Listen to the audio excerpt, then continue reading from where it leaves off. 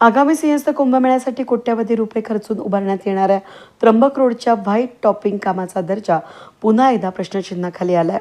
नागरिकांसाठी वाहतुकीस खुला होता सुवेद मंदिर समोरील सुमारे 25 मीटर लांबीच्या रस्त्यावर मोठे तडे गेल्याचं उघड झाल्यानं महापालिका प्रशासनात खळबळ उडाली आहे.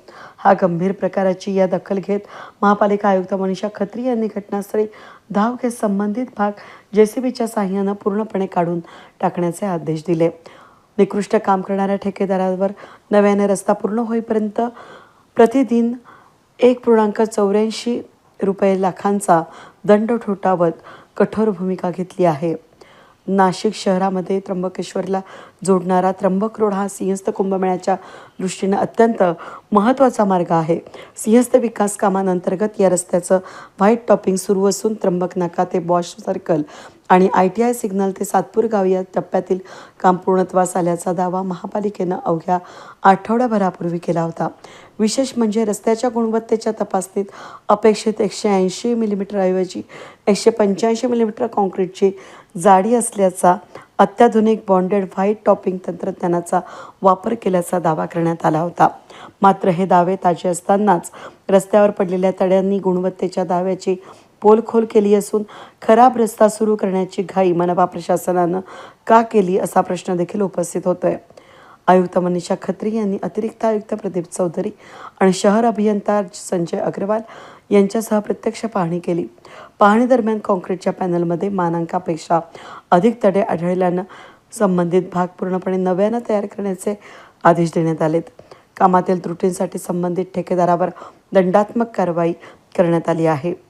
सिंहस्थ विकास कामांच्या गुणवत्ता तपासणीसाठी कुंभमेळा प्राधिकरण, प्रकल्प व्यवस्थापन सल्लागार आणि महापालिकेचा गुणवत्ता नियंत्रण विभाग अशी त्रिस्तरीय यंत्रणा कार्यरत असल्याचा दावा प्रशासनाकडून केला जातोय.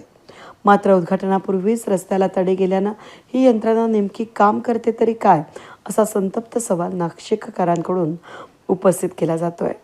याबाबत आयुक्त मनीषा खत्री यांनी स्पष्ट शब्दात सांगितलं की विकास कामांच्या गुणवत्तेबाबत महापालिकेची भूमिका स्पष्ट आहे. निकृष्ट काम कोणत्याही परिस्थितीत खपवून घेतलं जाणार नाही. कामात त्रुटी आढळण्यास संबंधित ठेकेदारांवर नियमानुसार कठोर कारवाई केली जाईल. निकृष्ट दर्जाचं आढळलं, नेमकं काय आढळलेलं आहे, आपण काय आदेश दिले? आज आपण ॲक्च्युली सकाळपासून इथे पाहणी करत होते. आपले ॲडिशनल कमिशनर प्रदीप चौधरी जी आहे त्यांचा हेच आहे, जसं ते बांधकाम पण सांभाळत आहे की जे काही कॉन्क्रीट रस्ते किंवा डांबर आहे ते पायी फिरून एक एक गोष्टी बघायची आहे. तर तसा करताना हे जसा आपला रस्ता आहे, आपण आता थोडा पाऊस वगैरे झाला की क्लीन झाला सरफेस, तेव्हा आपल्याला कळलं आहे की इथे क्रॅक्स आले, काही 40-50 फूटचे पॅचमध्ये आले आता की मागे नाही आहे. तर तेव्हाच आम्ही पण लगेच इथे आलो आणि इथे येऊन आपण एकदा पालखी गेली की मग आपण हे काढण्याची सुरुवात केली. तुम्ही बघू शकतात आपण ऑलरेडी रोड तोडण्याचं काम सुरू केलेलं आहे 50 फूटच्या हा पॅचमध्ये, आणि इथे जे काही क्रॅक्स आलेले आहे त्यामुळे आपण हे तोडतोय. असे किती ठिकाणी मॅडम असे निकृष्ट काम तुम्हाला? आता हा 50 फूटमध्येच आहे, बाकी अजून आपण तसं ऑब्झर्व करतच राहू.